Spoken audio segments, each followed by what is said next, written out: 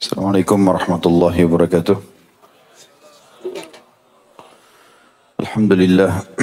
Wassalatu wassalamu ala rasulillah. Segala puji dan puja kehadirat Allah subhanahu wa ta'ala, juga salawat dan taslim kepada Nabi besar Muhammad sallallahu alaihi wa sahbihi wasallam. Melanjutkan pada buku Bulughul Maram yang ditulis oleh Ibnu Hajar rahimahullah, dan kita akan melanjutkan lanjutan daripada bab sebelumnya, bab adab. Kita masuk bab bakti dan hubungan silaturahim. Hadis pertama dalam bab kita ini adalah hadis nomor 1248 dari Abu Hurairah radhiyallahu anhu. Beliau berkata, Rasulullah sallallahu alaihi wasallam bersabda, "Man ahabba an yubsata alaihi fi rizqihi wa an yunsa'a lahu fi atharihi falyasir rahimah." Hadis ini riwayat Bukhari di jilid 6, di jilid 8 halaman 6, yang artinya barang siapa yang ingin dilapangkan oleh Allah rezekinya dan ditunda oleh Allah ajalnya, ini terjemahan letterlet dulu, maka hendaklah dia menjalin silaturahimnya. Hadis ini memberikan gambaran kepada kita di awal bab masalah berbakti dan silaturahim adalah siapa yang ingin dilapangkan rezekinya. Dan mana dilapangkan adalah diluaskan, diperbanyak, dan dikontinyukan. Terus menerus rezekinya tidak terputus. Dan rezeki itu masuk dalam semua yang kita butuhkan untuk roda kehidupan muka bumi ini. Karena rezeki itu definisinya adalah semua yang dibutuhkan oleh makhluk dalam perputaran roda kehidupan muka bumi ini. Baik itu manusia, jin, hewan-hewan, tumbuh-tumbuhan, semua namanya rezeki. Dan keliru sebagian orang menyempitkan makna rezeki di uang saja. Sehingga kesehatan dia lupakan. Fungsi-fungsi anggota tubuhnya, matanya bisa melihat, telinga bisa mendengar, hidungnya masih bisa menghirup dan membedakan bau busuk, bau wangi, tangan bisa menjama, kaki bisa melangkah. Seluruh sistem raksasa pencernaan dalam tubuhnya yang bisa mengelola dan memilah mana nutrisi tubuh, mana ampas dan sampah dibuang, itu dilupakan. Begitu juga dengan banyak sekali hal-hal di sekitar dia yang dia lupakan karena menyempitkan makna rezeki. Jadi uang, pendapatan adalah salah satu bagian dari rezeki. Tapi semua yang bisa membuat roda kehidupan berputar adalah rezeki. Keberadaan istri, keberadaan suami, keberadaan anak, adanya pakaian, adanya orang-orang yang di sekitar kita dalam kondisi kita bersedih, mereka bersama kita dalam kondisi kita senang, dia pun juga ikut senang. Ini semua adalah rezeki dari Allah subhanahu wa ta'ala. Oleh karena itu kita temukan orang yang menyalahfahami makna ini, mereka seringkali menilai hanya dengan uang. Kapan proyeknya tidak berhasil, gajinya belum diterima, maka dia berkeluh kesah. Dia lupa ini hanya bagian kecil dari sekian banyak rezeki yang Allah siapkan dalam keseharian. Sehingga Allah memberikan dia sesuai dengan penilaian dia sendiri, karena kita sesuai dengan prasangkaan hamba. Jadi kita sesuai dengan prasangkaan kita kepada Allah. Atau dalam hadis dikatakan Allah sesuai dengan prasangkaan hambanya. Maka kalau kita sangka baik dengan Allah subhanahu wa ta'ala, pasti Allah juga akan memberikan sesuai dengan prasangka itu. Itu yang kita bisa ambil potongan pertama dari hadis tentang makna rezeki. Dan terus saya anjurkan teman-teman, kalau yang sudah pernah dengarkan bisa diulangi, yang belum bisa ikuti ceramah kami di YouTube, judulnya Saudaraku Nilai Rahasia Rezekimu. Berikut banyak sekali, kurang lebih 15 atau 16 kiat-kiat untuk mempertahankan dan memperbanyak rezeki itu. Kemudian potongan yang kedua dari hadis, dan ditunda oleh Allah ajalnya. Ini terjemahan letterlet tentunya. Dan pendapat yang paling bijaksana, Allahu a'lam, menurut kami tentunya setelah menelusuri makna daripada dipanjangkan umurnya, adalah pendapat Ibnu Taimiyah rahimahullah. Ibnu Taimiyah mengatakan supaya tidak bentrok antara dalil-dalil, antara takdir yang sudah Allah tentukan dan tidak akan berubah di Lauhil Mahfuz. Seperti kita semua ini umurnya sudah ditentukan oleh Allah SWT. si fulan 70, si fulan 80, si fulan 40. Semua tentukan. Dan kita pasti akan meninggal pada saat itu. Sebagaimana Allah kekalkan dalam Al-Quran, A'udzubillahi minasyaitonirrajim, fa idza jaa ajaluhum la yastakhiruna sa'atan wa la yastakdimun. Kalau ajal mereka datang tidak akan dilambatkan saat, tidak akan dimajukan sesaat. Maka kata beliau rahimahullah, yang dimaksud dengan dipanjangkan umurnya adalah dipanjangkan berkah umurnya. Ya, jadi kalau si A dan si B masing-masing Allah berikan umur 70 tahun, si A suka silaturahim sementara si B tidak suka silaturahim, kita akan temukan si A penuh dengan berkah 70 tahun itu. Dia udah bangun masjid, dia udah punya rumah anak yatim, dia udah begini, dia udah begitu. Sementara si B tidak. Berarti dipanjangkan berkah sehingga detik-detik umurnya itu berisi semua yang bermanfaat. Itu yang dimaksud dengan dipanjangkan umur. Dan dengan pemahaman seperti ini berarti tidak lagi muncul sebuah pertanyaan dalam benak kita, apakah yang di Lauhil Mahfuz akan diubah atau tidak gitu. Sementara memang dalam hadits Bukhari dijelaskan yang di Lauhil Mahfuz tidak akan berubah dan takdir sudah tercatat semua. Kata Nabi SAW, awal yang Allah ciptakan adalah pena. Kemudian Allah suruh catat semua takdir-takdir. Sebelum kita diciptakan jauh. Seluruh yang terjadi di alam semesta ini, jumlah bintang-bintang, pergantian siang malam, jumlah malaikat, semuanya tidak terkecuali sampai serangga-serangga. Berapa banyak populasinya, di mana tempatnya, makanannya, semuanya sudah Allah tentukan takdir dan itu tidak akan berubah.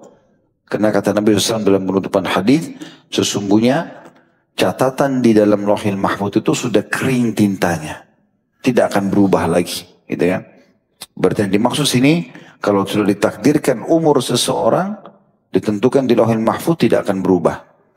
Makanya beliau mengatakan yang dimaksud dengan panjang umurnya adalah keberkahannya. Dua manfaat ini, rezekinya dilapangkan dan juga umurnya diberkahi kalau dia menjalin silaturahim. Silah artinya hubungan, rahim artinya darah. Ya, hubungan darah. Jadi sebenarnya bahasa ini lebih tepat digunakan untuk orang-orang yang punya hubungan kekerabatan dengan kita. Kalau umumnya muslimin, kita mengatakan menjalin ukhuwah. Menjalin persaudaraan dalam Islam, ukhuwah Islamiyah. Tapi kalau yang punya kekerabatan, rahim. Ya. Jadi sebaiknya kalau kita lagi datang ke rumah teman, tidak ada hubungan kekerabatan, kita mengatakan saya sedang menjalin ukhuwah. Atau saya sedang ziarah ke dia. Jangan bilang silaturahim. Karena silaturahim untuk kerabat. Bahasa ini untuk kerabat. Gitu kan. Karena ada disebutkan dengan silaturahim akbar. Bertemunya orang dalam pernah satu lembaga, satu instansi, satu kampung. Mungkin tidak ada hubungan kekerabatan di antara mereka. Ini juga sejalan dengan makna hadis Nabi SAW. Telusurilah jalur nasab kalian. Ketahui siapa nama ayah, nama kakek, nama nenek. Berapa orang bersaudara, menikah dengan siapa-siapa saja anaknya.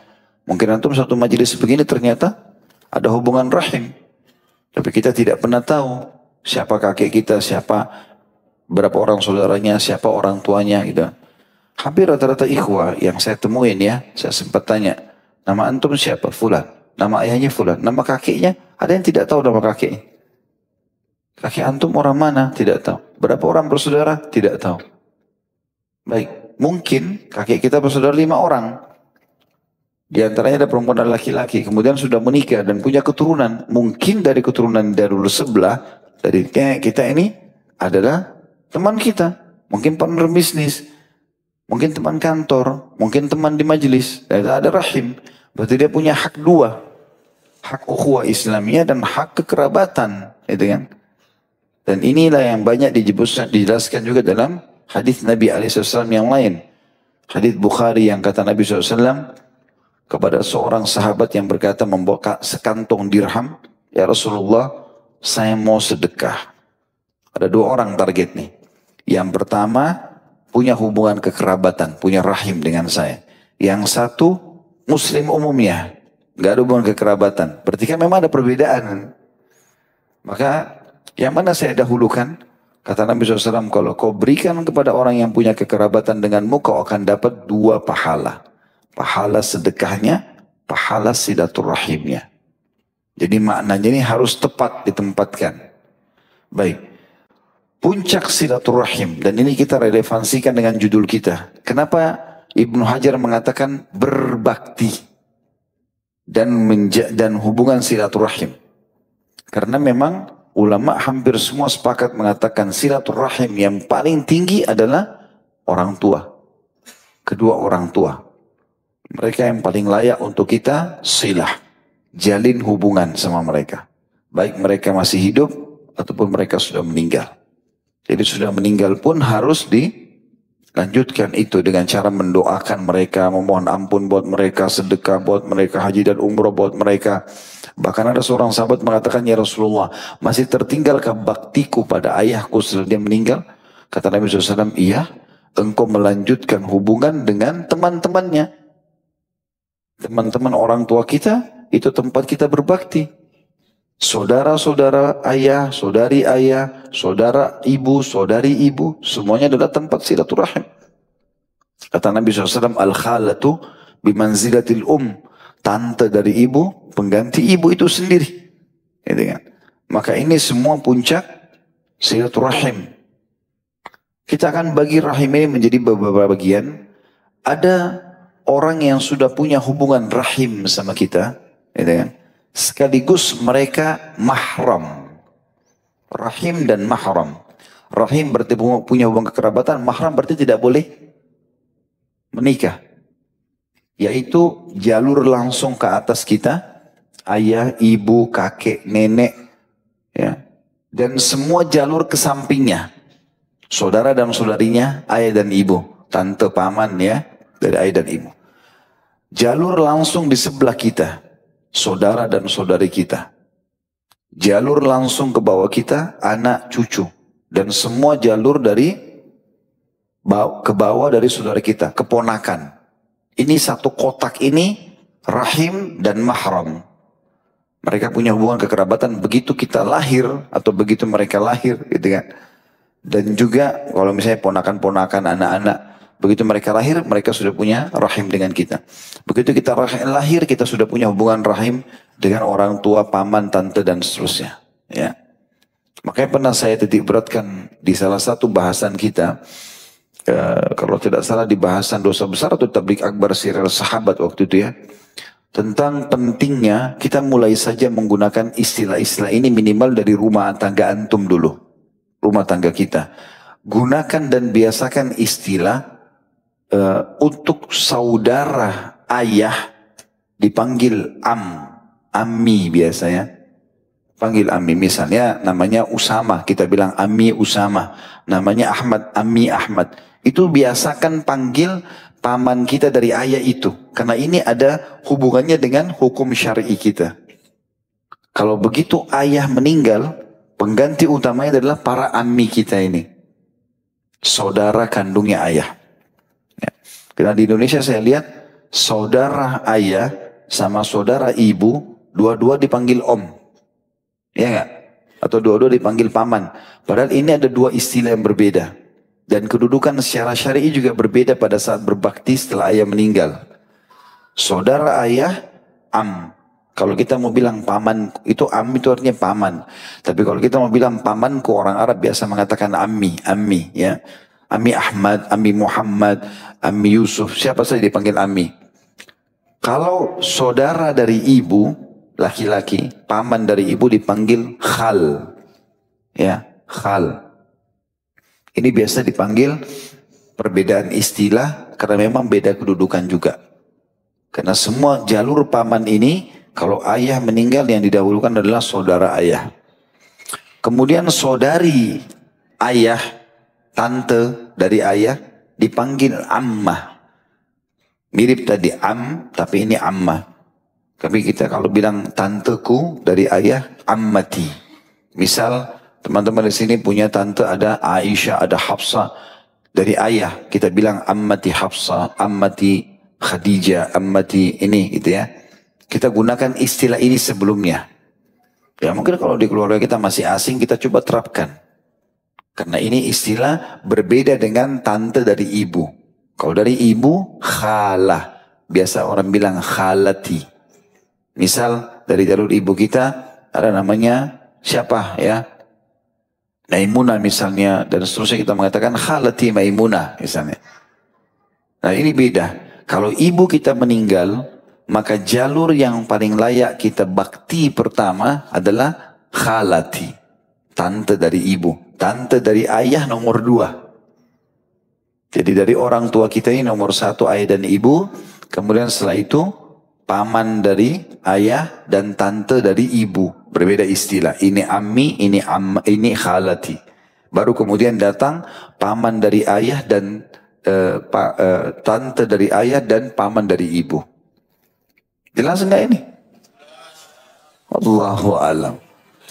Melongo-melongo. Anggap faham. Gitu.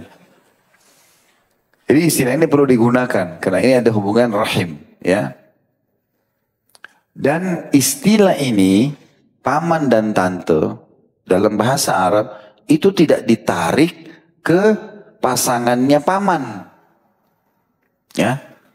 Istri paman dan suami tante itu bukan mahram. Bukan mahram. Mereka masuk dalam kategori rahim, orang yang punya kekerabatan kena menikah dengan paman dan tante kita, tapi mereka bukan mahram. Nah di Indonesia karena dipukul rata, ini om saya.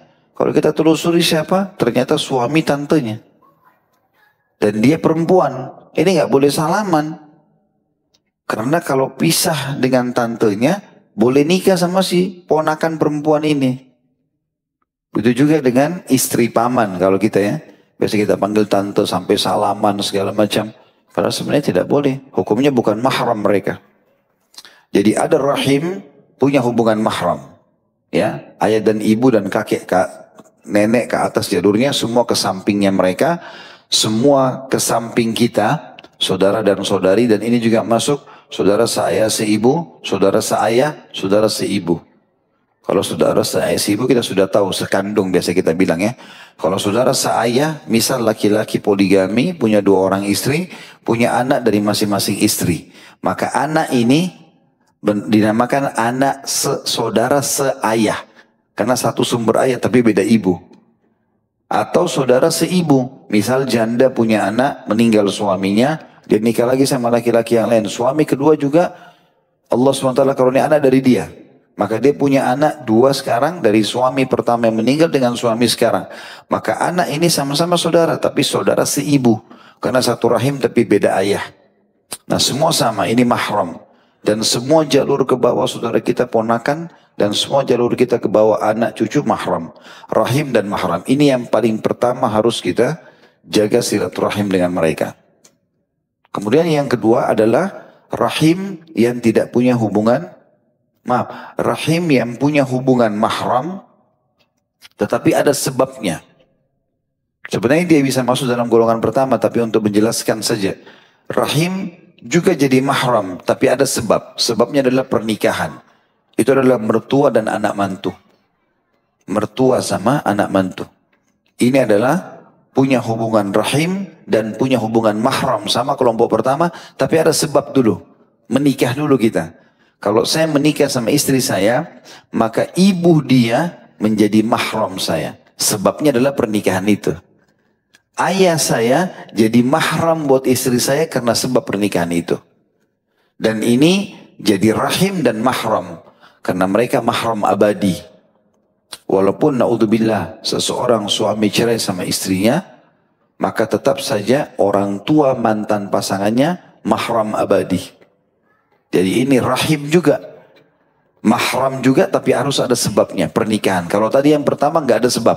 Pokoknya kita lahir, ini sudah mahram kamu. Tidak boleh dinikahi dan harus ada hak rahim. Yang ketiga, ya, masuk dalam masalah ini juga yang ada sebab adalah yang kedua, selain pernikahan, susuan. Jadi kalau kita punya anak, lalu disusui oleh anak tetangga, ibu tetangga, ya, dan itu sampai kenyang. Bisa 3 atau sampai 5 kali. Pendapat yang kuat adalah 5 kali menyusui kenyang. Maka berarti ibu itu menjadi mahramnya anak kita. Ya. Kalau anak kita disusui oleh ibu tersebut. Atau anggap saya disusui oleh ibu tetangga. Dan ibu tetangga itu punya 3 anak perempuan. Saya disusui sampai kenyang 5 kali pada saat saya bayi. Maka ibu itu menjadi mahram saya, ibu susuan. Dan semua anaknya menjadi mahram saya juga. Dan kata Nabi SAW, berlaku pada susuan apa yang berlaku pada rahim. Berlaku semua. Berarti saya tidak boleh nikah sama mereka. Dan mereka punya hak rahim, silaturahim. Ini poin yang kedua tentang rahim. Ya, dan mahram, tapi ada sebab. Pernikahan dan susuan. Yang ketiga adalah orang yang punya hubungan rahim tetapi bukan mahram.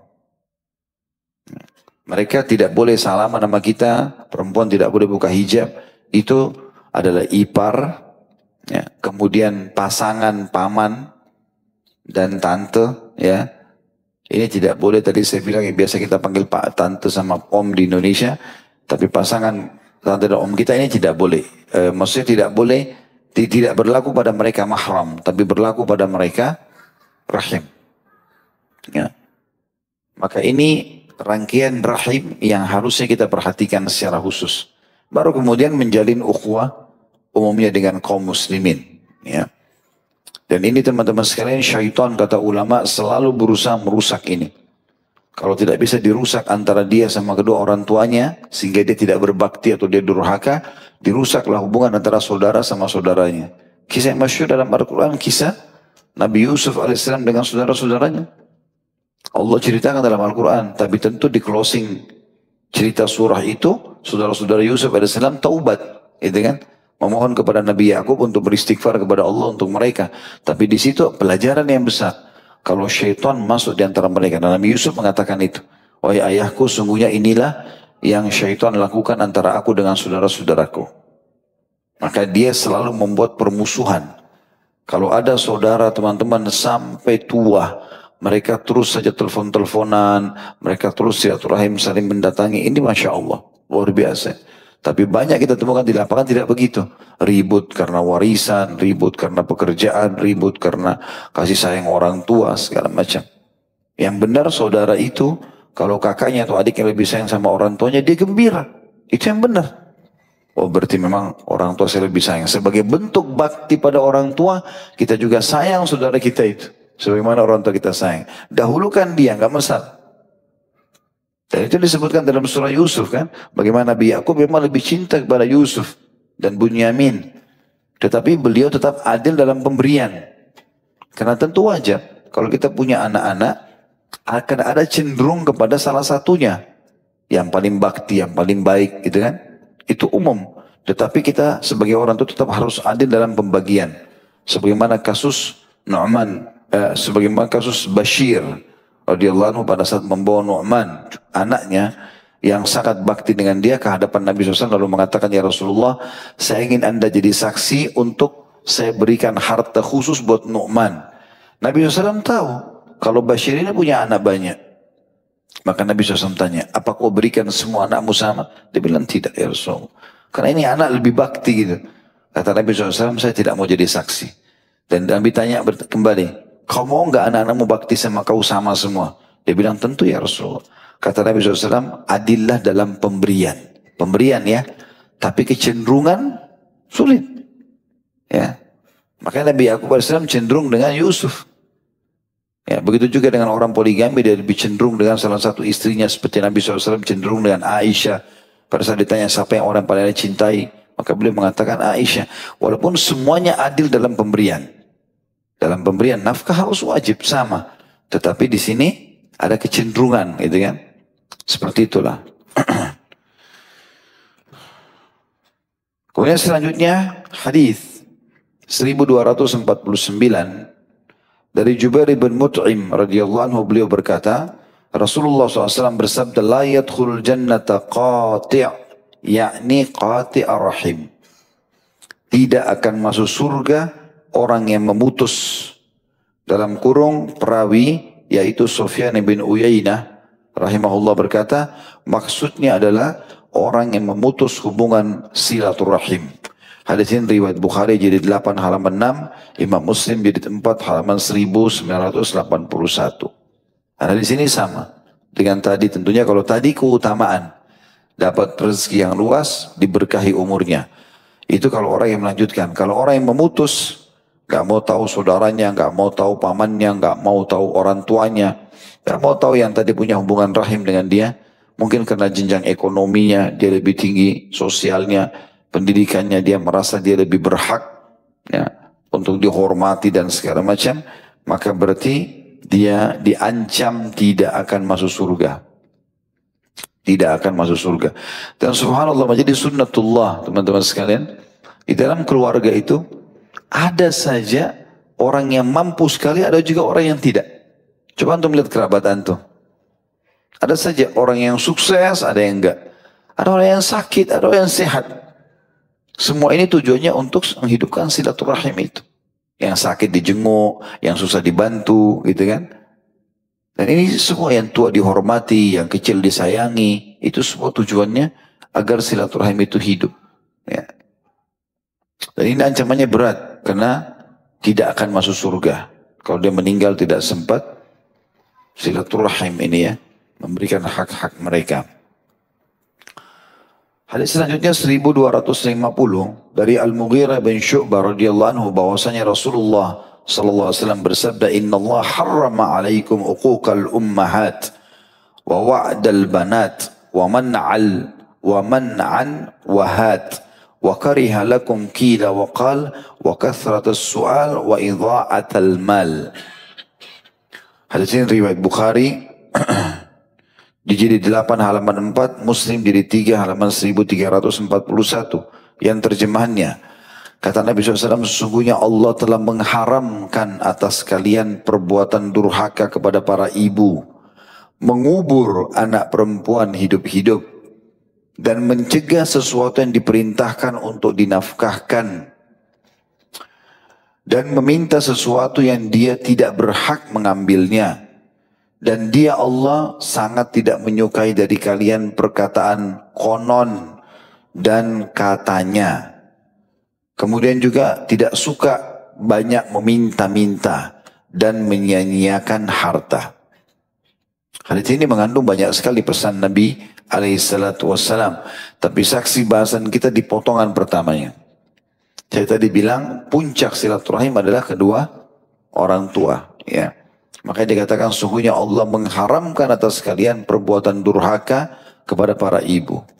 Durhaka maksud dalamnya perkataan tidak mau, nanti saja. Ini semua tidak ada bagi orang tua. Di kamus antum hapus itu. Apapun mereka minta, iya. Selama bukan haram. Itu yang menyebabkan kenapa Aisyah radhiyallahu anha memuji Utsman bin Affan. Di sini dengan Talha bin Ubaidillah. Tentang masalah baktinya dengan keibunya atau orang tuanya. Sampai apapun yang orang tua Utsman bin Affan itu kalau orang tuanya ngomong dia nggak lihat mukanya, tunduk, menghormati dan mendengar semuanya. Talha bin Ubaidillah kalau dia masuk ke rumah ibunya ngomong dia iyakan saja semua walaupun dia belum mengerti. Sampai pada saat dia keluar dia tanya saudaranya, tadi yang ibu mau itu bukan yang ini atau apa tadi yang dia mau? Setelah jelaskan baru dia penuhi. Ini bentuk baktinya gitu. Bagaimana dia bakti dengan ibunya. Ini disayangkan sekali teman-teman. Banyak orang di antara kita, mereka sudah pindah di Jakarta, sudah punya pekerjaan, sudah punya kendaraan, lupa sama orang tua. Ini haram dalam Islam. Telepon pun tidak mau. Kalau orang tuanya telepon karena rindu sama dia, buru-buru. Sudah ibu, saya kena kerjaan. Sudah ya ayah. Tapi kalau temannya telepon gosip, 1 jam pun oke. Buang-buang waktu di kafe duduk, tidak ada masalah. Omong kosong. Tapi kalau orang tuanya ditinggalkan. Saya juga pernah ingatkan itu. Pada saat antum mudik, lebaran, pulang ke kampung, orang tua sudah lama menanti kita. Dia banggakan kita sebagai anaknya kerja di Jakarta, kerja di ibu kota, apalah segala macam. Kita nggak tahu orang tua itu kadang-kadang kelebihan sedikit saja sudah luar biasa bagi dia. Diceritain sana sini gitu. Maka pada saat kita ketemu dia juga ingin duduk sama kita. Maka kesempatan bakti sama orang tua bukan kembali ke teman-teman. Teman-teman itu selingan. Ini baru 15 menit salaman sama orang tua, selesai makan sedikit lalu pergi. Dari pagi sampai malam baru pulang ke rumah. Makanan ibunya yang masak kesukaannya tidak dimakan. Ayahnya mungkin mau sholat sama-sama. Mungkin mereka mau dengar cerita apa. Duduk sama orang tua. Luangin waktu. Itu pintu surga. Sebagian salaf rahimahumullah, itu kalau satu orang tuanya meninggal nangis sambil mengatakan sungguh pintu surga satu sudah tertutup untukku. Sisa setengah yang tersisa. Di sini bertakwa kepada Allah yang orang tuanya masih hidup. Telepon akhi dan ukhti. Tiap hari jadwalkan itu. Pakai stopwatch 1 menit saja.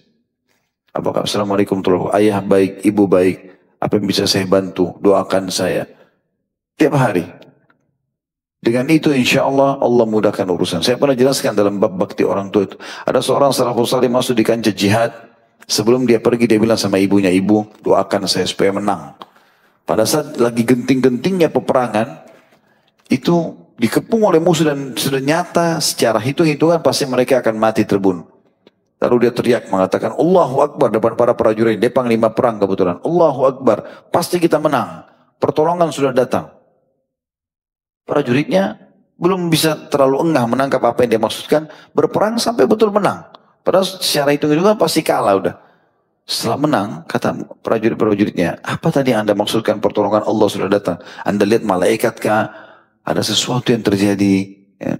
Dia mengatakan, saya meninggalkan ibu yang sudah tua dan saya titip pesan agar ibu itu mendoakan saya setiap saat agar diberikan kemenangan. Dan saya yakin dia sedang mendoakan saya. Doa mereka itu senjata yang luar biasa. Membuat kita bisa bahagia, tentram. Jangan pernah sia-siakan itu. Sudah mati saja harus bakti, apalagi masih hidup. Itu kalau orang tua sudah tua dimasukkan panti jompo, dibiarin di sana dibiayai. Sampai meninggal pun cuma via telepon. Ini ibumu sudah mati ya, sudah berapa biayanya saya transfer. Gak ada sama sekali. Mereka bakti sama orang tuanya itu jarang sekali. Ya, kita orang Islam disuruh jaga untuk itu. Sampai pernah ada seorang guru kami, saya masih ingat beliau cerita, seingat saya itu mudah-mudahan tidak salah.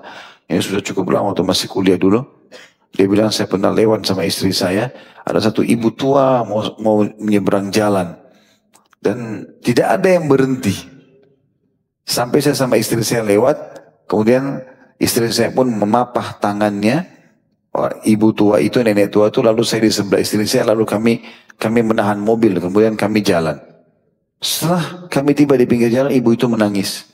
Sambil mengatakan, siapa kalian ini? Sungguh baik kalian. Saya sudah bertahun-tahun seperti ini. Setiap hari kalau mau nyebrang ini, untuk pergi ke pasar belanja, saya harus tunggu sampai berjam-jam di sini. Tidak ada mobil yang mau berhenti. Gak ada yang kasih jalan gitu. Maka dia bilang, kami orang muslim. Dari Jazirah Arab datang. Dan ini kami diperintahkan dalam agama. Kata syekhnya apa? Saya sangat yakin kalau seandainya nenek ini dulu masih muda, masih gadis, lewat mungkin semua mobil mampir, memberikan jalan. Tapi karena sudah nenek enggak.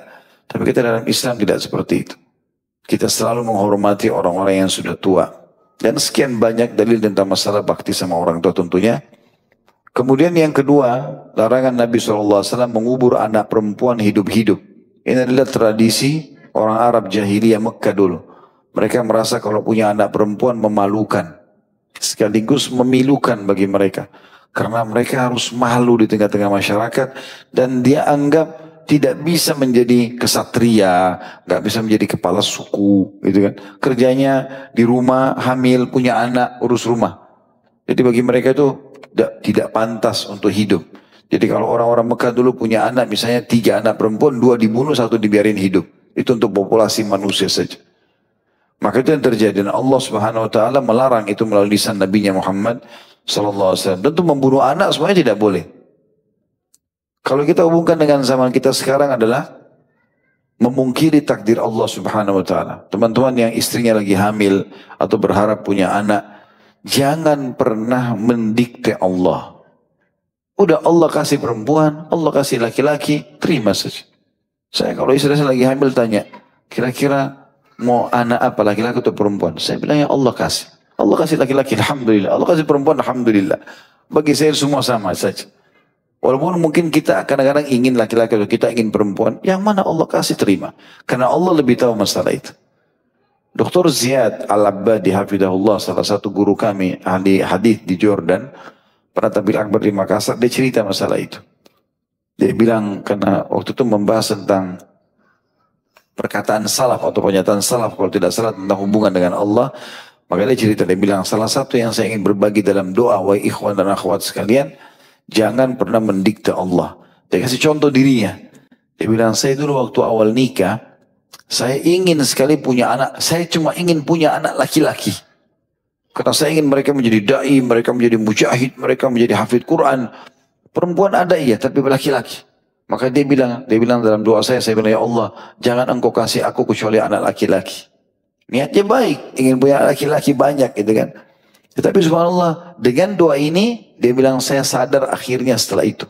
Istri saya hamil, kalau tidak salah 3 atau sampai 5 kali begitu, keguguran terus. Dan ternyata pada saat keguguran itu anak-anak perempuan semuanya. Karena dia minta laki-laki, yang perempuan keguguran. Dia bilang sampai akhirnya saya datangi guru Syekh Albani, guru beliau langsung, dan menanyakan, Syekh doakan saya. Kejadiannya seperti ini. Kata Syekhnya, semoga Allah kasih kau anak yang soleh. Laki-laki itu perempuan, itu kuasa Allah. Dia bilang semenjak itu saya terima takdir Allah. Sekarang kalau saya tidak salah anak beliau 5 atau 7. Antara laki-laki dan perempuan. Jadi kita jangan mendikte Allah subhanahu wa ta'ala. Semua pasti ada baiknya. Anak perempuan ada baiknya, anak laki-laki ada baiknya. Tetapi dalam anak-anak perempuan ini, kata Nabi SAW, itu ada ekstra pahala sebenarnya pada anak perempuan itu.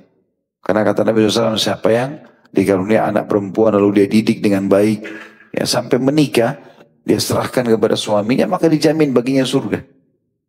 Karena anak perempuan tugasnya, kita tugasnya menjaga dia hanya sampai menikah.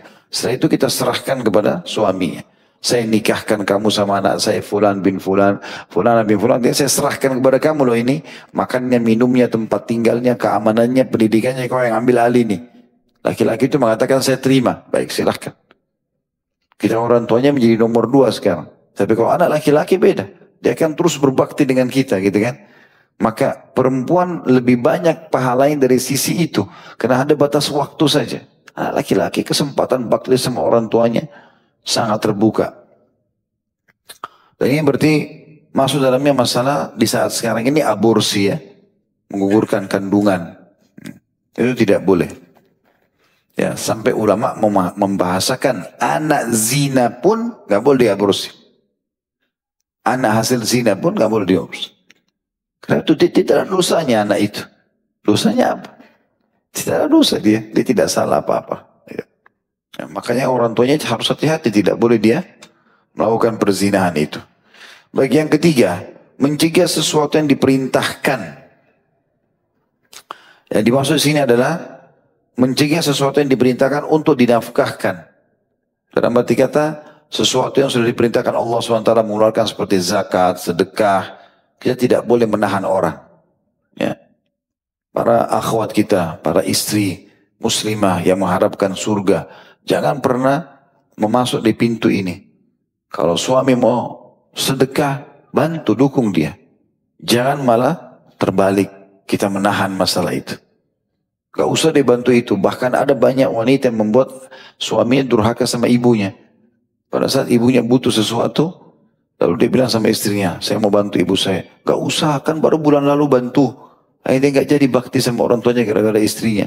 Ini keliru. Ini banyak terjadi. Ini gak benar.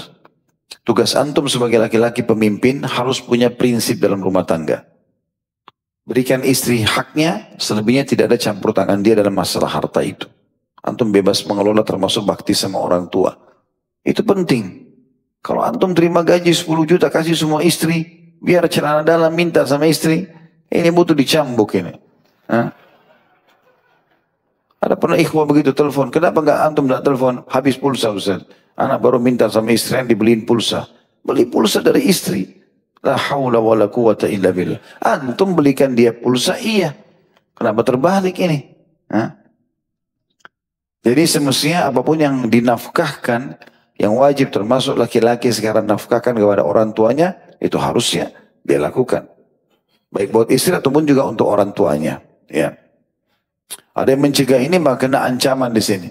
Yang keempat, meminta sesuatu yang dia tidak berhak mengambilnya. Artinya teman-teman kita hanya boleh konsumsi, menikmati apa yang memang hak kita. Kalau tidak harus izin, itu pun lebih baik jangan. Ya. Kalau kita mau tamak dengan rahmat Allah, jangan tamak dengan apa yang ada dimiliki oleh orang lain. Karena nanti akan muncul syaitan memasukkan kita untuk menguasai harta orang lain. Atau mencelakakan dia. Hanya untuk menikmati apa yang dia miliki. Ya. Jadi jangan ya. Termasuk teman-teman kalau kita dipinjamkan orang, pinjam. Ada orang dipinjamkan mobil, gayanya seperti dia yang pemilik mobil.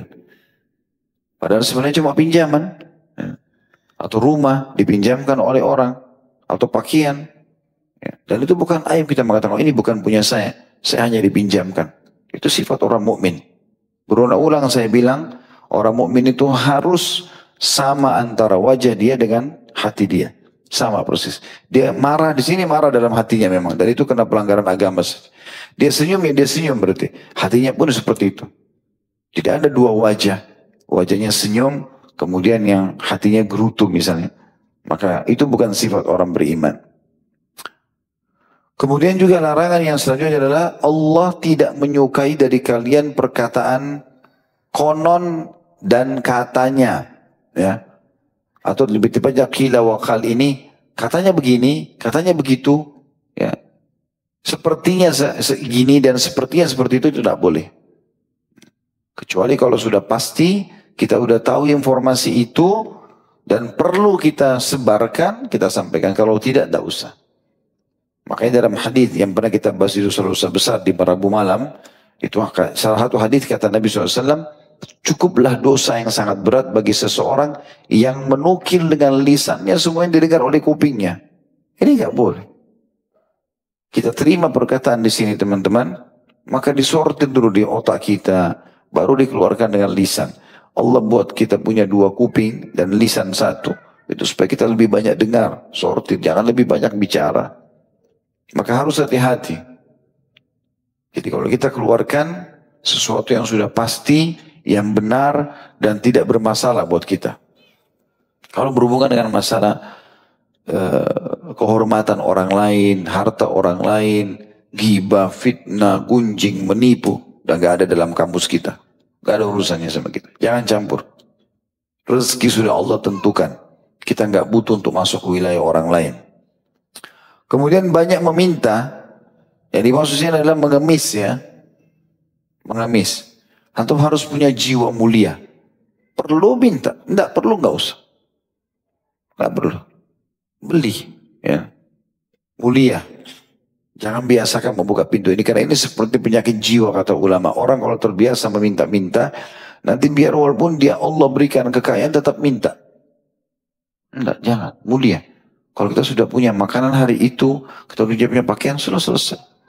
Darurat, bangkrut usaha, anak kita lagi sakit, di rumah istri belum makan, dan tidak ada uang, kita harus minta lain. Tapi kalau enggak sama sekali. Kita mulia. Bahkan kalau perlu kita memberi. Itu yang sesuai dengan sabda Nabi SAW, tangan di atas lebih mulia daripada tangan di bawah. Dan yang terakhir adalah menyia-nyiakan harta. Maksudnya menyalahgunakannya, meletakkan di sembarangan tempat. Saya pernah jelaskan itu, harta itu yang paling bagus kalau sumbernya halal, keluar juga ke jalan halal. Ini yang paling bagus. Kata Nabi SAW, ni'ma malus salih biadi abdis salih. Sebaik-baik harta itu yang soleh, yang halal sumbernya, dan di tangan orang soleh, karena dia keluarkan juga tepat. Untuk silaturahim keluarga, untuk sedekah, untuk zakat, untuk bangun masjid, apalah segala macam. Yang kedua adalah sumbernya halal, tapi keluarnya haram. Ini nggak boleh. Gaji antum halal, tapi dipakai zina, ya, dipakai mabuk, pakai karaokean segala macam. Ini sumbernya halal, larinya haram. Ini nggak boleh. Karena ini akan ditanya hari kiamat. Kata Nabi SAW, tidak akan beranjak kaki seorang hamba pada hari kiamat sampai ditanya 4, diantaranya harta dari mana datangnya, kemana dia keluarkan. Yang ketiga, ini juga buruk. Sumbernya haram, dikeluarkan kepada yang halal. Hasil korupsi dan penipuan dipakai umroh dan haji. Ini nggak bisa. Ngobati orang tua, tapi hasil curian, nggak bisa. Kemudian yang terakhir ini yang paling buruk, sumbernya haram, dikeluarkan pada yang haram. Hasil curian dipakai zina. Ini sudah menumpuk segala macam keburukan pada orang seperti ini. Maka tidak boleh teman-teman menyanyiakan. Harta itu akan bisa membanyak dengan sederhana. Banyak bersedekah. Dan kalau buka usaha ambil kaidahnya. Sederhana. Modal halal, sistem halal, produk halal.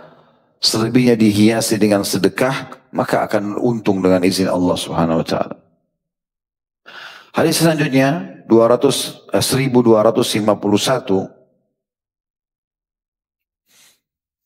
Kata Nabi alaihissalatu wassalam, atau dari Abdullah bin Amr bin As radhiyallahu anhuma, dari Nabi SAW beliau bersabda, ridallahi fi ridal walidaini wa sakhatullahi fi sakhatil walidain.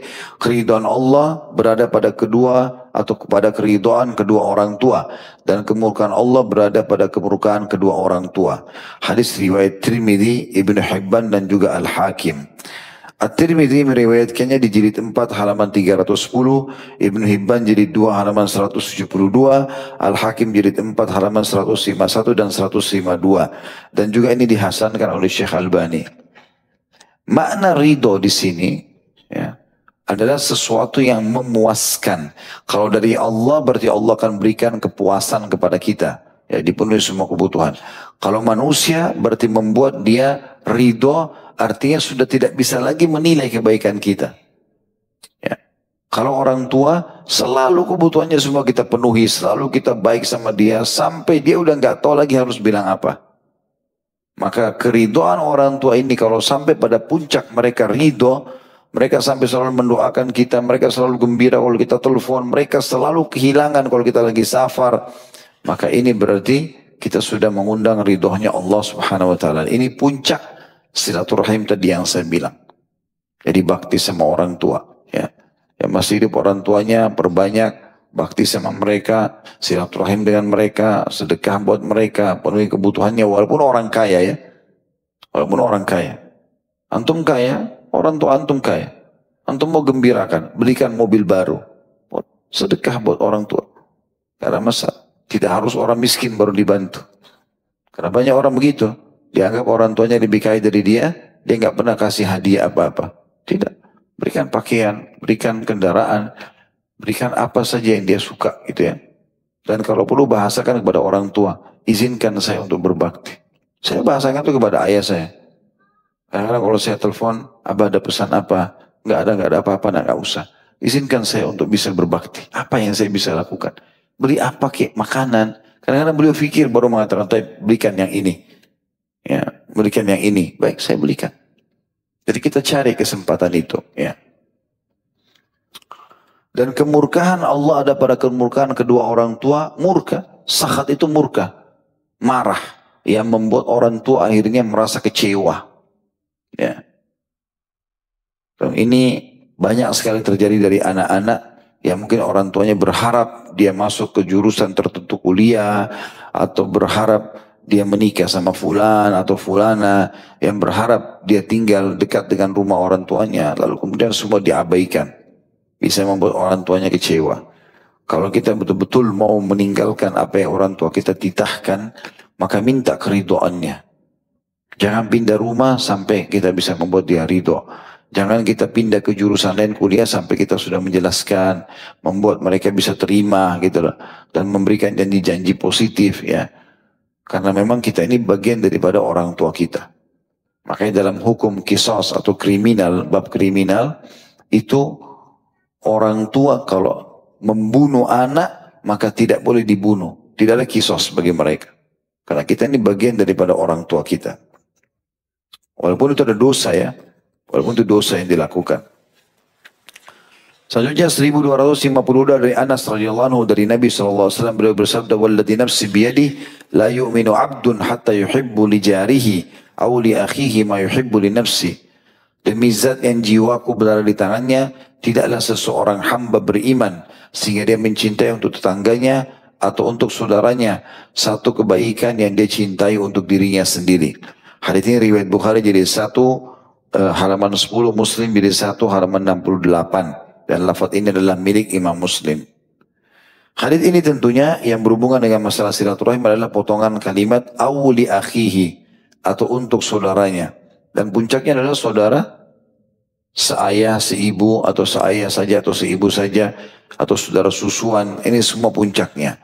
Nabi SAW mengatakan tidak akan beriman sampai kita mencintai buat mereka apa yang kita cintai buat diri kita sendiri.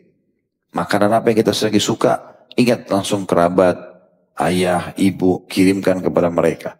Kalau beli makanan, kirim beberapa paket, ada rezeki, sedekah, berikan makan kepada kerabat-kerabat ini. Biasakan kita mengirim kepada mereka. Dan kalau ngirim ini teman-teman jangan setengah-setengah. Allah akan ganti itu. Banyak ayatnya. Di antaranya firman Allah SWT, A'udzubillahi minasyaitonirrajim, wa ma anfaqtum min syai'in fahuwa yukhlifu. Semua yang kalian infakkan di jalan Allah pasti dia akan ganti. Gak usah khawatir, royal saja di jalan Allah. Makin besar yang kita keluarkan, maka makin besar juga yang datang. Ini teori turun-temurun dari orang-orang saleh, dari nabi-nabi dulu. Sampai hari kiamat akan berlaku yang sama. Beruntunglah orang yang mengambil teori ini. Investasi terbaik, sedekah. Mau dapat ikan paus, pakai kapan tanker. Sudah berapa kali saya bilang. Pakai kail kecil, mau dapat ikan paus, tidak bisa. 2.000 rupiah, minta kesehatan, kekuatan, keturunan, menikah dengan perawan, menikah sama bujang, banyak syarat-syaratnya, 2.000 rupiah, bakhil. Ya kadang-kadang saya sempat jengkel kalau melihat ada orang, uangnya banyak, pakainya bagus, tapi masuk di celengan masjid, cari koin, tidak malu itu bunyi koinnya, ting gitu. Untuk Allah lagi. La haula wa la quwata illa billah. Atau kadang-kadang orang kasih orang miskin tapi sambil marah-marah. Ya. Kasih luar biasa seperti sudah sesuatu yang berharga yang dia kasih. Padahal sebenarnya kita kalau sedang sedekah, kita yang diuntungkan. Dia cuma ambil bentuk materinya itu. Kita bawa nilainya itu ketimbangan amal hari kiamat. Itu yang para salafus saleh lakukan. Para tabi'in mengatakan pada saat masuk orang yang minta orang miskin lalu dikasih, lalu dia senyum sambil mengatakan, orang-orang ini membawa amal-amalku ketimbangan amal tanpa aku upah sedikit pun. Mereka memang dapat secara fisik makanan atau pakaian atau uang itu, tapi setelah itu kita yang dapat nilainya di timbangan amal. Dan sekian banyak hubungannya masalah sedekah yang sudah kita jelaskan ini. Ya. Selanjutnya, contoh di sini juga disinggung masalah tetangga ya, dan tetangga punya bab sendiri, punya bahasa sendiri. Tetangga muslim atau kafir, punya kerabat, hubungan kerabat atau tidak, punya hak tersendiri. Ini ada hukum sendiri. Sebagaimana hadis Nabi SAW dalam hadis Bukhari, Jibril terus mewasiatkan kepada aku agar berbuat baik pada tetangga sampai aku mengira tetangga akan mendapatkan warisan. Ya. Maka ini tentunya juga punya hak sendiri, tapi tidak ada hubungannya dengan kekerabatan. Kalau ada orang sudah tetangganya adalah saudaranya sendiri atau orang tuanya, maka ada hak kekerabatan, hak bakti sama orang tua, ada hak tetangga, banyak sekali yang dia bisa dapatkan pahala di situ. Hanya kita garis bawahi, kalau kita bicara tetangga secara umum, maka mulailah dengan orang yang paling dekat pintunya dengan rumah kita. Sebagaimana Nabi SAW mengatakan kepada Aisyah radhiyallahu anha pada saat beliau berkata, Aisyah berkata radhiyallahu anha, ya Rasulullah, saya punya makanan atau saya punya sesuatu yang saya ingin berikan. Tetangga mana yang saya dahulukan? Kata Nabi SAW, yang paling dekat pintunya dengan pintu rumahmu. Nomor 1253 dari Ibnu Mas'ud radhiyallahu anhu, beliau berkata, Sa'altu Rasulullah sallallahu alaihi wasallam ayyu dzambi a'zam? Qala an taj'ala lillahi niddan wa huwa khalaqak. Qultu thumma ayy? Qala thumma an taqtula waladaka khasyata an ya'kula ma'ak. Qultu thumma ayy? Qala thumma an tuzaniya halilata jarik. Aku telah bertanya kepada Rasulullah sallallahu alaihi wasallam, dosa apa yang paling besar? Maka beliau menjawab, engkau membuat tandingan bagi Allah, padahal dialah yang telah menciptakanmu. Maksudnya kau buat sekutu-sekutu kayak patung, jimat dan seterusnya. Lalu aku bertanya kemudian apa dosa yang paling besar? Beliau menjawab, kemudian engkau membunuh anakmu karena khawatir dia ikut makan bersamamu. Ini saksi bahasan kita. Anak adalah puncak silaturahim. Setelah orang tua, anak-anak. Itu yang terdekat. Dalam ilmu warisan pun anak-anak sangat kuat posisinya. Gitu kan? Apalagi anak laki-laki. Ini punya kedudukan tersendiri. Yang jelas anak-anak. Maka tidak boleh membunuh anak karena takut lapar. Atau takut kelaparan. Mati kelaparan. Karena memang Allah sudah tentukan rezeki masing-masing. Kita bahkan tidak punya andil di sehelai rambut anak kita. Allah sudah tentukan rezeki dan rezeki kita tentunya. Dan yang ketiga, lalu ditanya, kemudian apa dosa besar setelah itu, setelah membunuh anak karena takut lapar, sehingga terputus silaturahimnya ini? Beliau menjawab, sallallahu alaihi wasallam, engkau berzina dengan istri tetanggamu. Ya, tentu ini sangat berat ya. Saya pernah jelaskan di bab zina itu, kalau zina yang paling tinggi, yang paling berat, dan itu hukumnya langsung dihukum mati, adalah berzina dengan mahram. Ya, berzina dengan anak sama ibu, anak sama ayah, saudara sama saudarinya, tante sama ponakan, mahram tadi yang nomor satu. Punya hubungan rahim dan punya hubungan mahram. Maka ini paling besar. Yang kedua, berzina dengan istri para mujahid. Kalau suami lagi pergi jihad, nggak boleh istri diganggu. Kata Nabi SAW, kedudukan istri-istri para mujahid seperti ibu-ibu kalian. Kalau suaminya lagi pergi, kita harus hormati seperti ibu kita. Kalau ada orang yang datang malah menggoda segala macam sampai terganggu lah dia, hanya dia berzina, maka masuk dalam kategori dosa yang besar ini. Kata Nabi SAW, akan didatangkan mujahid tersebut hari kiamat. Dan didatangkan orang yang melakukan perzinahan dengan istrinya, lalu kemudian Allah menyuruh dia memilih, si mujahid ini pilih pahala yang dia suka. Maka kata Nabi SAW, apakah kau kalian mengira dia akan meninggalkan satupun pahalanya? Tentu saya tidak, gitu kan.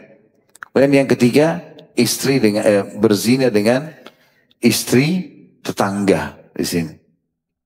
Ya, kemudian juga yang terakhir itu adalah berzina secara umum kepada orang-orang naudzubillah yang tidak halal bagi dia. Baik, selanjutnya nomor 1254 dari Abdullah bin Amr bin As radhiyallahu anhu bahwasanya Rasulullah SAW bersabda, minal kabairi syatmur rajuli walidayhi, qila wa hal yasubbu ar-rajulu walidayhi, qala na'am, yasubbu abar rajuli fayasubbu abah, wa yasubbu ummahu fayasubbu ummahu. Termasuk dosa besar adalah cercaan seseorang kepada kedua orang tuanya. Maka para sahabat bertanya atau beliau ditanya, apakah mungkin, beliau SAW ditanya, apakah mungkin seseorang mencela kedua orang tuanya? Maka beliau SAW menjawab, iya, dengan cara dia mencela bapak seseorang, lalu akibatnya orang itu mencela bapaknya. Dan dia mencela ibu seseorang, lalu akibatnya orang itu pun mencela ibunya. Hadis ini riwayat Bukhari, jilid 8 halaman 3, Imam Muslim jilid 1 halaman 92. Dan hadis ini menjelaskan kepada kita tentang masalah kalau termasuk durhaka dengan orang tua adalah apapun yang menjadi penyebab orang tua kita dihina. Di sini termasuk antum harus menjaga nama baik antum. Nah, dengan menjaga nama baik kita, maka berarti orang tua kita jadi harum namanya. Tapi kalau dengan kita, naudzubillah, korupsi, mencuri, menipu atau apa saja, maka rusaklah nama kita, rusak juga nama orang tua. Dan ini nama orang tua perlu dijaga, itu termasuk bentuk bakti. Di sini yang dimaksud adalah orang durhaka sama orang tuanya kalau dia membuat nama orang tuanya rusak atau dicaci maki. Salah satu contohnya adalah dia mencaci maki orang tuanya, orang yang sedang diajak bertengkar, memang ibumu itu, memang ayahmu itu, begini dan begitu. Akhirnya orang itu pun mencela orang tuanya dia. Maka di sini dia durhaka pada orang tuanya. Dan ini juga termasuk mencoreng silaturahim yang merupakan tadi puncaknya bakti dengan kedua orang tua. Hadis 1255 dari Abu Ayyub Al-Ansari radhiyallahu anhu bahwasanya Rasulullah SAW bersabda, la yahillu li muslimin an yahjura akhahu fawqa 3 layalin yaltaqiyani fayuridu hada wa yuridu hada wa khairuhum alladhi yabda'u bis salam. Tidak halal bagi seorang muslim memutus hubungan dengan saudaranya lebih dari 3 malam. Keduanya berjumpa lalu yang ini berpaling dan yang itu berpaling. Dan yang terbaik dari keduanya adalah yang memulai memberi salam. Hadis ini riwayat Bukhari nomor jilid 8 halaman 26, Muslim jilid 4 halaman 1984. Hadis ini adalah mengingatkan kepada kita tentang pentingnya seorang muslim kalaupun dia sangat jengkel dan marah, maka maksimal dia tidak ngomong sama saudaranya atau kerabatnya lebih dari 3 hari. Dan insya Allah hari Rabu malam nanti, biidznillah, besok malam, kita akan bahas khusus poin masalah ini. Dosa besar ke-128 tentang memutus hubungan dengan kekerabatan atau teman lebih dari 3 hari. Itu Syekh Muhammad memasukkan dalam kategori dosa besar. Akan kita bahas insya Allah besok malam itu. Hadis selanjutnya, di sini maksudnya tentu memutus silaturahim jadi otomatis masuk dalam bab kita. Hadis selanjutnya 1256 dari Jabir radhiyallahu anhu, beliau berkata, Rasulullah SAW bersabda, kullu ma'rufin sadaqah. Setiap kebajikan itu dihitung sedekah. Hadis riwayat Bukhari jadi hadis Bukhari jadi 8 halaman 13. Ya. Yang dimaksud sini setiap kebajikan adalah kebaikan apapun yang kau lakukan, termasuk silaturahim dengan kerabat, senyum dengan mereka, menjenguk mereka sakit, membantu mereka, menasihati mereka, mendukung kebaikan, melarang dari kemungkaran, semua adalah kebaikan. Bahkan dihitung seperti pahala sedekah. Ini yang sudah ma'ruf hadisnya, artinya semuanya yang kita kerjakan dari kebaikan dinilai pahala oleh Allah Subhanahu wa taala. Kemudian hadis yang selanjutnya 1257 dari Abu Dzar radhiyallahu anhu, beliau berkata bahwasanya Rasulullah SAW bersabda, la tahkiranna minal ma'rufi syai'a walau an talqa akhaka biwajhin talq. Janganlah sekali-kali kamu meremehkan sedikit pun dari kebaikan, sekalipun hanya berupa amal. Kamu berjumpa dengan saudaramu dengan wajah berseri-seri. Hadis ini riwayat Muslim di tempat halaman 2026. Itu dengan kerabat, ya, secara khusus. Kalau ada yang mengatakan, Ustaz ada kerabat saya tapi dia malah putus silaturahim, justru antum melanjutkan dengan dia. Sebab Nabi SAW mengatakan silaturahim yang sebenarnya adalah yang paling besar pahalanya justru kau melanjutkan hubungan dengan orang yang memutusmu. Dia tidak senyum, tidak ada masalah. Kita tetap saja senyum. Dia tidak ucapkan salam, kita yang ucapkan salam. Dia tidak mau jenguk, kita sakit, dia sakit, kita jenguk. Ini teman-teman bukan hanya dengan orang yang punya kekerabatan. Orang muslim pun secara umum, bahkan yang sudah sampai pada tingkat menjadi musuh kita pun, itu tetap kita usahakan tetap menjaga hati kita. Ibnu Taimiyah rahimahullah dalam sebuah kisah dikatakan, beliau pernah dimusuhi satu orang. Sepanjang hidupnya, orang ini cuma tahu cari kesalahannya Ibnu Taimiyah. Maka pada saat dia meninggal orang itu, muridnya, kata Ibnu Qayyim rahimahullah, murid Ibnu Taimiyah, mengatakan ada murid-murid Ibnu Taimiyah datang. Saya ada di situ, kata Ibnu Qayyim. Kemudian berkatalah mereka, ada salah satunya mengatakan, wahai guru kami, berita gembira, karena musuh anda sudah mati. Yang selama ini selalu mencaci maki anda, segala mati. Lalu Ibnu Taimiyah berubah raut wajahnya mengatakan, inna lillahi wa inna ilaihi raji'un. Kalimat istirja, kami milik Allah, kami akan kembali kepada Allah. Apakah kau menyampaikan kepadaku berita ya gembira tentang matinya seorang muslim? Jadi dia balik mendidik murid-muridnya. Bukan begitu caranya membalas. Jangan kebodohan dibalas dengan kebodohan. Maka beliau mengatakan berdirilah. Maka kami semua berdiri, kata Ibnu Qayyim, menuju ke rumah si mayit. Lalu Ibnu Taimiyah berkata kepada anak-anak musuhnya itu, dia mengatakan, mulai sekarang aku pengganti ayah kalian. Butuh apa-apa saya bantu. Mulianya hati seorang muslim. Apalagi kalau punya hubungan kekerabatan. Paman saya nggak mau ketemu, Ustaz. Biarin aja dia nggak mau ketemu kita. Kalau antum dikasih syarat, jangan datang ke rumah saya. Baik, antum tidak datang ke rumahnya. Tapi tidak putus silaturahim. Biarkan dia dengan alamnya. Tapi kita tetap saja. Ada orang subhanallah dia jengkel sama saudaranya, dia jengkel sama pamannya, ribut saudara sama saudara, akhirnya sampai anak-anaknya nggak mau ketemu, nggak mau salam, nggak mau segala macam. Ini nggak boleh. Diwariskan kekufuran silaturahim itu atau dosa itu kepada ahli warisnya. Ini bahaya sekali. Jadi kita disuruh ketemu walaupun hanya senyum dengan muslim. Ya. 1258 juga dari beliau, maksudnya Abi Dzar radhiyallahu anhu, beliau berkata, Rasulullah SAW bersabda, "Idza tabakhta marakatan fa'akthir ma'aha wa ta'ahad jiranak." Apabila kau memasak kuah kaldu daging, maka perbanyaklah airnya dan perhatikanlah tetanggamu. Hadis riwayat Muslim di jilid 4 halaman 2025. Mungkin teman-teman bilang, Ustaz ini kan masalah tetangga. Perlu saya jelaskan dulu ya. Di zaman Nabi SAW, itu setiap suku, kayak satu keluarga gitu, itu tinggalnya ngelompok ya. Di Madinah dulu begitu. Jadi orang kalau mau datangi suku ini, orang tahu, oh ini pemukimannya suku itu satu keluarga semua itu. Ya 50 rumah ya 100 rumah mereka semua sama. Jadi mereka itu kumpul satu keluarga. mau ketemu sama keluarga fulan di sini. Sampai dikenal di zaman Nabi, masjidnya suku fulan, sumurnya suku fulan, begitu. Ini semua tujuannya untuk memudahkan silaturahim di antara mereka. Sayang kita sekarang terlalu berjauhan ya. Saya pernah dapat sebuah tempat, ada 4 rumah, itu ternyata rumah 4 orang bersaudara. Dan mereka tidak tinggal di sana, mereka semua Masya Allah orang yang mampu. Lalu mereka siapkan rumah itu walaupun disewakan, tapi untuk tetap berdekatan satu sama yang lain. Atau mereka tinggal dalam satu komplek, kerabat, ya, saudara, ini sangat baik. Ada juga orang yang menikahkan antara ponakan dia dengan anak dia misalnya, sepupu sama sepupu ya. Maka itu untuk melanjutkan silaturahim. Ini semua adalah hal yang baik, hal yang sangat baik. Jadi pada saat Nabi SAW mengatakan perbanyaklah kuah dan bagikan tetanggamu, karena memang paling banyak jadi tetangga di zaman Nabi SAW adalah kerabat. Ya. Berbeda dengan kita sekarang justru kerabat berjauhan. Yang satu di ujung sana, yang satu di sana, yang berpisah-pisah. Sehingga silaturahimnya pun tidak maksimal. Ya. Tentu kecuali darurat. Salah satunya memang di antara kita tugas di luar negeri, tugas di luar kota itu lain. Tapi kalau tidak bisa berdekatan, maka jauh lebih baik. Itu yang dimaksud dengan hadits ini tentunya.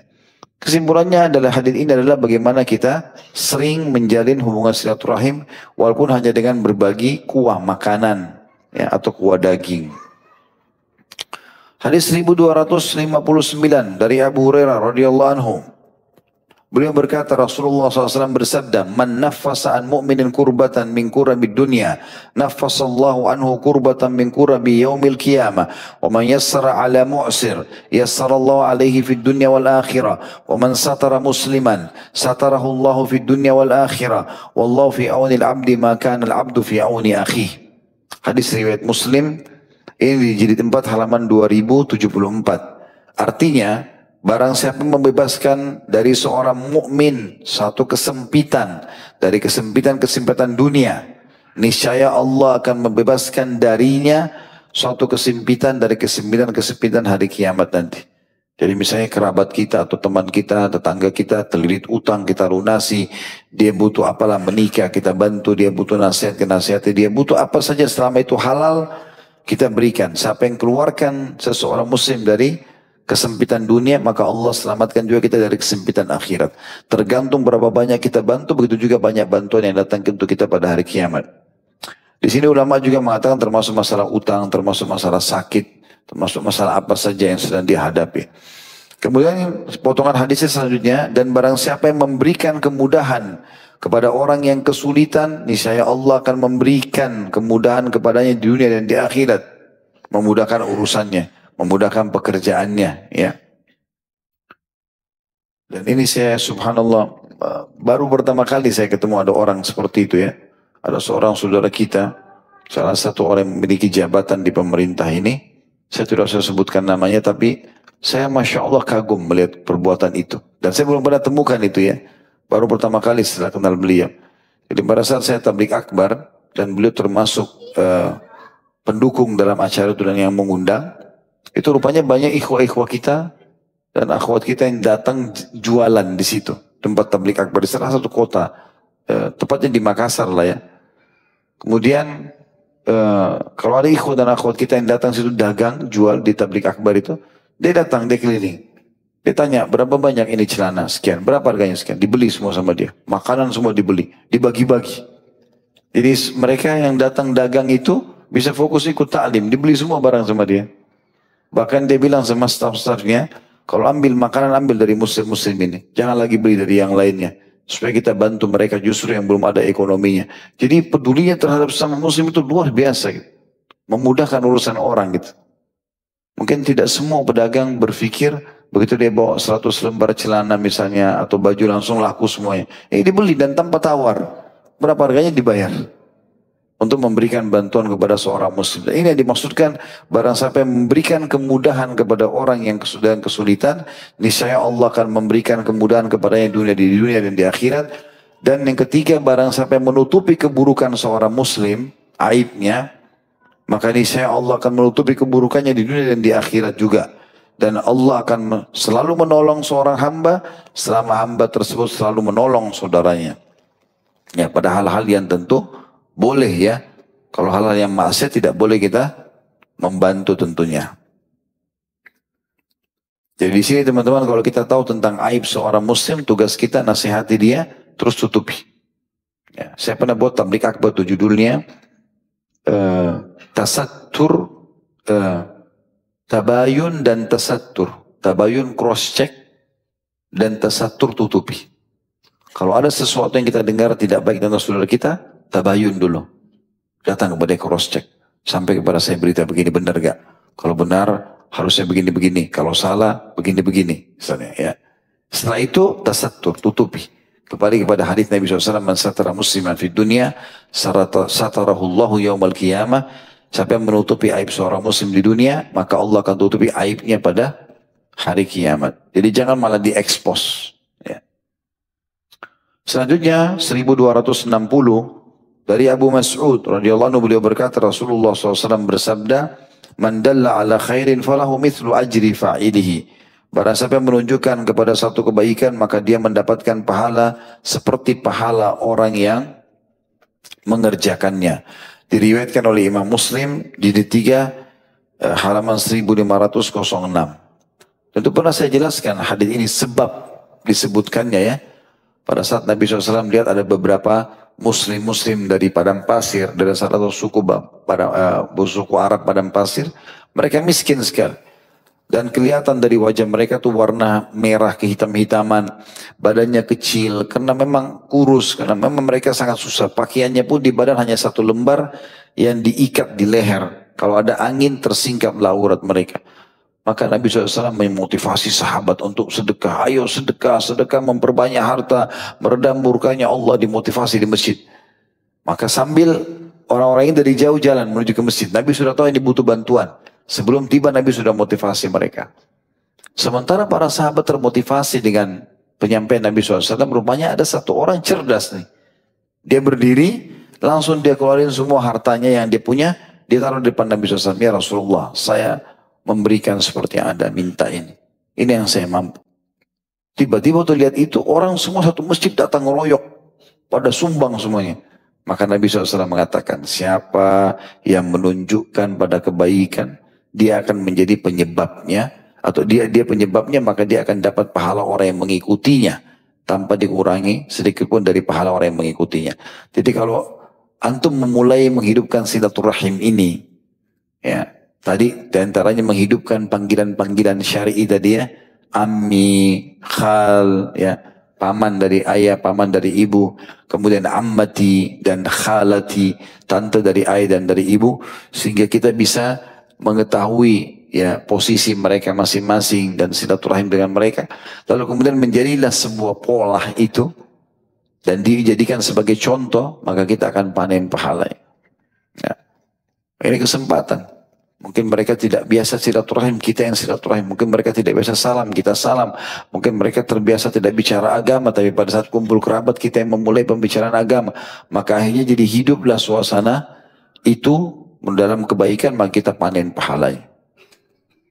Yang terakhir dalam bab kita adalah hadis 1261.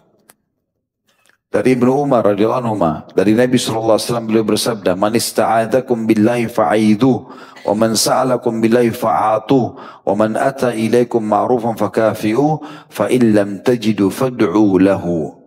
Hadis riwayat Al-Baihaqi di jilid 4 halaman 199. Tentu juga hadis ini diriwayatkan oleh Ahmad, Abu Dawud dan An-Nasai, tapi tidak disebutkan nomor dan halamannya di sini. Atau nomor halaman dan juga jilidnya. Artinya, kata Nabi SAW, barang siapa yang meminta perlindungan kepada kalian dengan nama Allah, maka lindungilah dia. Demi Allah lindungi saya misalnya. Dan kita tahu dia dalam keadaan terzalimi, maka kita harus lindungi dia. Semampu kita tentunya. Tapi tidak boleh tidak masuk dalam masalah ini kalau kita lindungi orang-orang yang berbuat maksiat, ya, pembunuh dan yang selainnya. Dan barang siapa yang meminta kepada kalian dengan nama Allah, maka berilah dia. Demi Allah bantulah saya. Misalnya, demi Allah saya begini dan begitu. Sudah atas nama Allah sudah. Kita pernah pelajari itu dalam dosa-dosa besar. Yang kata Nabi SAW, siapa yang bersumpah atas nama Allah depan kalian, terimalah. Karena dia sudah melibatkan Allah. Ini berbahaya. Kalau sama kita masih bisa negosiasi. Sama Allah ini, Allah bisa ambil alih dia. Maka itu sudah sangat berat bagi dia kalau memang Allah mau hukum. Ya. Dan barang siapa yang datang kepada kalian dengan membawa suatu kebaikan, baik itu nasihat, benda, materi, apa saja diberikan kepada kita, maka balaslah dia dengan balasan yang setimpal. Diantarkan piring, ada makanan dari tetangga, kembalikan piringnya berisi sesuatu, walaupun makanan lebih sederhana. Jangan cuma tahu diberi, tidak mau memberi. Ah, itu dari tetangga diantar lagi, pulangin aja kosong, tidak apa-apa. Besok terima lagi, bakhil. Nah, penyakit jiwa. Dan jika kalian tidak mendapatkan sesuatu untuk membalasnya, maka minimal doakanlah untuknya. Riwayat lain, doakan sampai kalian merasa sudah membalasnya. Seperti itulah. Allahu a'lam. Ini bahasan kita. Subhanakallahumma bihamdika, asyhadu an la ilaha illa anta astaghfiruka wa atubu ilaik. Wassalamualaikum warahmatullahi wabarakatuh.